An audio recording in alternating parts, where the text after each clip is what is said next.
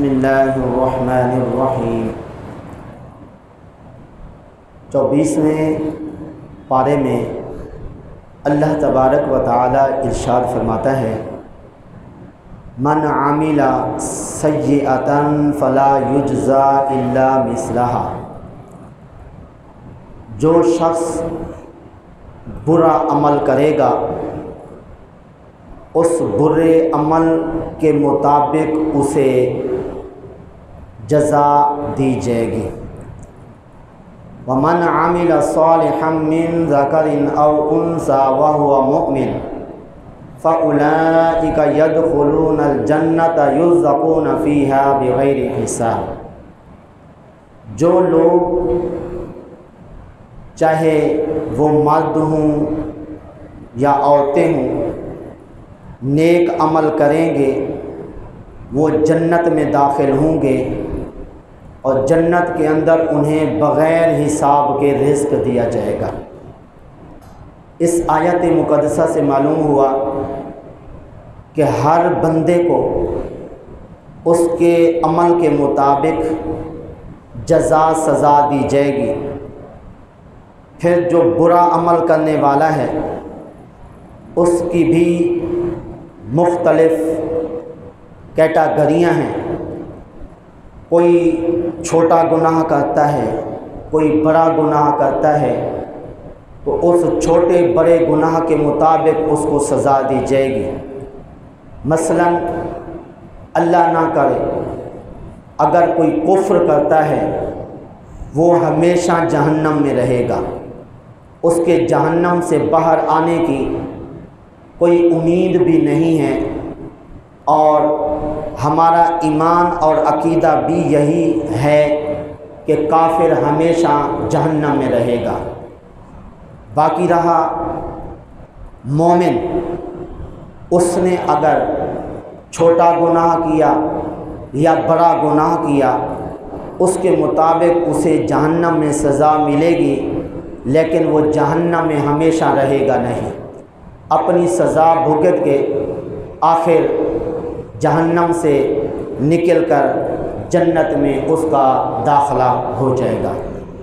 اب ایک روایت میں عرض کرتا ہوں جس سے یقیناً ہمیں عبرت حاصل ہوگی۔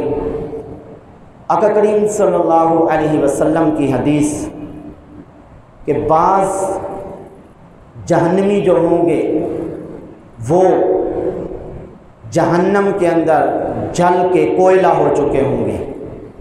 اللہ تبارک و تعالی جبریل کو فرمائے گا تو جا میرے محبوب کی امت کو دیکھ کے آؤ کس حال میں ہے۔ جبریل علیہ السلام جب جہنم میں جائیں گے تو جو حضور کے امتی جہنم میں ہوں گے جل کر کوئلہ ہو چکے ہوں گے وہ پہچان لیں گے، جبریل کو کہیں گے حضور کی بارگاہ میں جاؤ، ہماری یہ بیتی جو تم دیکھ رہے ہو جا کے ان کو بتاؤ، کم از کم آ کے ہمارا تو حال دیکھیں۔ جبریل علیہ السلام اللہ کی بارگاہ میں جائیں گے، اللہ فرمائے گا حالانکہ اللہ جانتا ہے کہ ان لوگوں نے جبریل کو کیا کہا تھا، اللہ فرمائے گا کیا کہتے تھے؟ جبریل علیہ السلام عرض کریں گے مولا وہ کہتے تھے کہ ہمارے آقا کی بارگاہ میں جا کے عرض کرو ذرا آ کے ہمارا حال تو دیکھیں۔ اللہ فرمائے گا چلو جاؤ، یہ ایک پیغام ہے ان کا، تم ان کو دے کے آؤ۔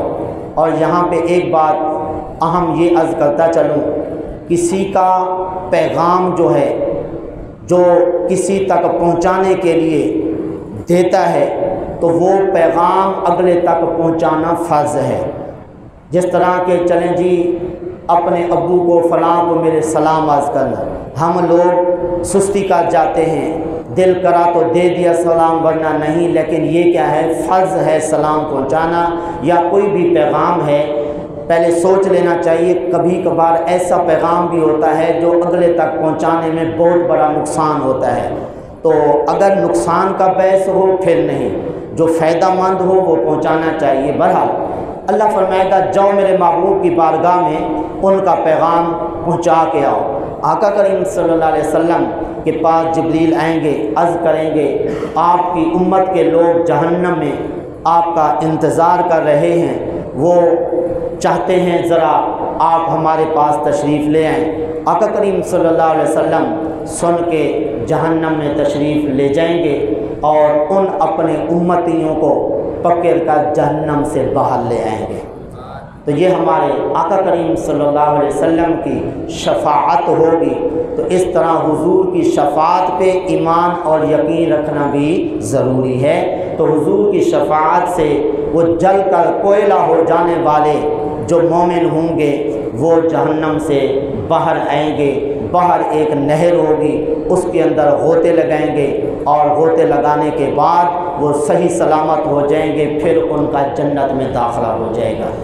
तो ये सूरत थी इन लोगों की। और कुछ लोग ऐसे भी होंगे कि जो जहन्नम में होंगे, उनकी सज़ा और तकलीफ़ दुख का अंदाज़ा यूँ लगा सकते हैं कि जहन्नमी उनकी सज़ा से ज़्यादा तकलीफ़ महसूस करेंगे।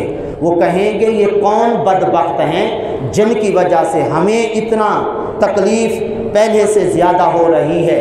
अब वो कौन लोग होंगे? 4 किस्म के लोग होंगे। अब ज़रा गौर से सुनिए, ये सारी बातें अर्ज़ करने का मकसद अपने ज़हन नशीन करके अपनी तैयारी करें आखिरत की। ये दुनिया है, चंद दिन आए हैं, जाना है आखिर, इसलिए आखिरत की बातों को देख के सुन के हमें इबरत हासिल करनी होगी। वो 4 किस्म के हुजूर ने लोग बताए कौन से होंगे जिनकी वजह से जहन्नमियों के अज़ाब में इजाफ़ा हो जाएगा। यहाँ पे ये भी याद रखिए, जिस तरह दुनिया में एक हमसाया दूसरे बुरे हमसाये से तकलीफ़ महसूस करता है, इसी तरह कब्र के अंदर अगर कब्र वाले का हमसाया बुरा आदमी हो तो वो कब्र वाला भी उस बुरे हमसाये से तकलीफ़ महसूस करता है। इसलिए हुक्म है अपने मुर्दे को किसी नेक आदमी के करीब दफन करो ताकि किसी बुरे हमसाये से उस दफन होने वाले शख्स को जो है तकलीफ़ ना हो। इसलिए देखा है, सुना है कि लोग ज़मीन ख़रीद करके भी अल्लाह वालों के साथ, मज़ारात वालों के साथ जो है अपने मुर्दे को दफन करते हैं ताकि इस अल्लाह वाले की हमसैगी की वजह से हमारे इस मुर्दे को फ़ायदा होता रहे और इस तरह बुरे हमसाये से ये बचते रहें। तो बहरहाल ये 4 किस्म के लोग,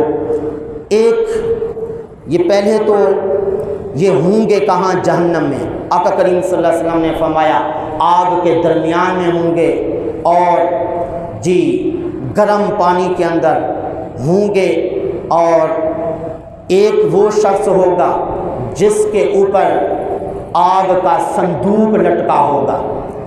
जब वो जहन्नमी देखेंगे उसको, वो कहेंगे ये कौन बदबख्त है जिसकी वजह से हमारे अज़ाब में इजाफ़ा हो गया।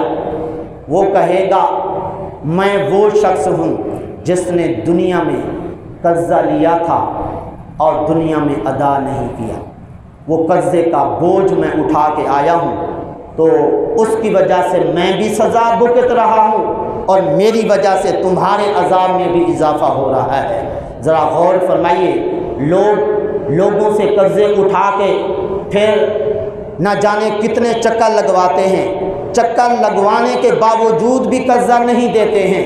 ऐसे लोगों को अब इससे इबरत हासिल करनी चाहिए कि कर्ज़ा लेकर जब दुनिया से जाएंगे, जी जहन्नमियों को तो अज़ाब होगा ही सही, लेकिन उन जहन्नमियों के अज़ाब के अंदर इस मकरूज़ आदमी की वजह से जो इसको अज़ाब होगा, दूसरों के अज़ाब में इजाफ़ा हो जाएगा। दूसरा शख्स जिसने अपनी आंतें खींचते हुए वो चल रहा होगा, जहन्नमी कहेंगे ये कौन बदबख्त है जिसकी वजह से हमारे अज़ाब में इजाफ़ा हो गया। कहेगा मैं वो शख्स हूँ जो दुनिया में अपने कपड़ों को गंदगी वगैरह से, पेशाब के छींटों से नहीं बचाता था, तो आज इसकी वजह से मुझे अज़ाब हो रहा है, मेरी वजह से तुम्हारी तकलीफ़ में इजाफ़ा हो गया। तो इसलिए इससे इबरत हासिल करनी चाहिए। पेशाब अपना हो, یا جانور کا ہو، بچے کا ہو، ہر قسم کے پیشاب کے چھینٹوں سے اپنے کپڑوں کو اور اپنے جسم کو بچانا چاہیے۔ اور تیسری قسم کے جو لوگ ہوں گے وہ ہوں گے جن کے منہ سے پیپ اور خون بہہ رہا ہوگا، تو اس کو بھی جہنمی کہیں گے۔ یہ کون بدبخت ہے جس کی وجہ سے ہماری تکلیف میں اضافہ ہو گیا؟ وہ کہے گا میں وہ شخص ہوں جو ہمیشہ بری باتوں سے لطف اندوز ہوتا تھا، بری باتوں کے اندر میں مصروف رہتا تھا، کبھی جھوٹ بولنا، کبھی چغل خوری کرنا، کبھی کچھ کہنا، بس کبھی اچھی بات تو میں نے کی ہی نہیں تھی، ہمیشہ جب بھی بات کرنی لوگوں کو دکھ پہنچانا اور طرح طرح کی برے باتیں کرنا۔ تو اس طرح زبان سے بری باتوں کی وجہ سے بھی عذاب بھی ہوگا، اور اتنا سخت عذاب ہوگا کہ دوسروں کے عذاب کے اندر اضافہ ہو جائے گا۔ اب چوتھا بندہ یا چوتھی قسم کے لوگ جو ہوں گے وہ کون ہوں گے؟ وہ ہوں گے جو اپنا گوشت کھا رہے ہوں گے۔ تو کہا جائے گا یہ کون بدبخت ہیں؟ بتائیں گے ہم وہ لوگ ہیں جو غیبت کرتے تھے، چغل خوری کرتے تھے۔ اب یہ چاروں قسم کے لوگ کافر نہیں ہوں گے، منافق نہیں ہوں گے، مسلمان ہوں گے، مومن ہوں گے۔ تو اس لیے اس سے ہمیں عبرت حاصل کرنی چاہیے۔ یہ تو بات تھی برے اعمال کرنے والوں کی۔ اب اچھے اعمال کرنے والے جو ہیں جی، اللہ فرماتا ہے ان کو جنت میں داخلہ بھی دیں گے، بغیر حساب کے ان کو کیا کریں گے؟ رزق دیں گے۔ اب جنت کے اندر سبحان اللہ جو ادنا درجے کا جنتی ہوگا، ادنا درجے کا، ترمذی شریف میں ہے، آقا کریم صلی اللہ علیہ وسلم نے فرمایا ادنا درجے کے جنتی کو 72 حوریں ملیں گی اور 80,000 خادم ملیں گے۔ ادھر تو ایک خادم نوکر مشکل ہے نا، اگر رکھیں بھی صحیح کتنی تنخواہ دینی پڑتی ہے، لیکن بندہ ادھر سے محنت کر کے اچھے اعمال کر کے جب جنت میں جائے گا، یہ تو کم از کم درجے والے شخص کا ہے نا جی درجہ کے، اس کو 80,000 خدمت گزار ملیں گے اور 72 جو ہے حوریں ملیں گی، بیویاں ملیں گی جنتی۔ اور جس طرح زیادہ درجہ اعمال کے مطابق ہوگا اتنا پھر اللہ تعالیٰ ان کو زیادہ حوریں بھی دے گا، زیادہ خادم بھی دے گا۔ اور اسی طرح کچھ ایسے لوگ ہوں گے جن کو بیٹھک جی مہمان خانہ الگ ملے گا، رہائش کے لیے گھر جو ہے وہ الگ ملیں گے۔ اور اس طرح جس طرح آج کل ہمارے ہاں اتوار بازار لگتا ہے، پہلے جمعہ بازار لگا کرتا تھا، اب چھٹی اتوار کو ہوتی ہے تو اتوار بازار لگتا ہے، اسی طرح جنت کے اندر بھی ہفتے بعد ایک بازار لگا کرے گا۔ وہاں پہ دوست و احباب اکٹھے ہوں گے، ملاقات ہوگی، اللہ کا دیدار ہوگا، اللہ کا بھی دیدار ہوگا۔ وہاں پہ دکانیں فرشتے لگائیں گے جی، ان دکانوں سے جنتی لوگ جو ہے چیزیں لیں گے، اور وہ چیزیں ان کو خود کو نہیں اٹھانے پڑیں گی، ساتھ خادم ہوں گے۔ اور پھر ان فرشتوں کو جو دکانوں سے چیزیں لیں گے ان کی قیمت بھی نہیں دینی پڑے گی، مفت میں گٹھڑیاں کٹو جو ناب وہ بھر کے گھر کی طرف لے آئیں گے۔ اللہ کا دیدار کرنے کی وجہ سے ان کا اتنا حسن و جمال بڑھ جائے گا، گھر والے کہیں گے یہ حسن و جمال کہاں سے آ گیا، پہلے تو اتنا حسن و جمال نہیں تھا۔ تو اس طرح اللہ کا دیدار جب کریں گے، اللہ کے دیدار کے بعد انہیں کچھ کھانے پینے کی ضرورت محسوس نہیں ہوگی۔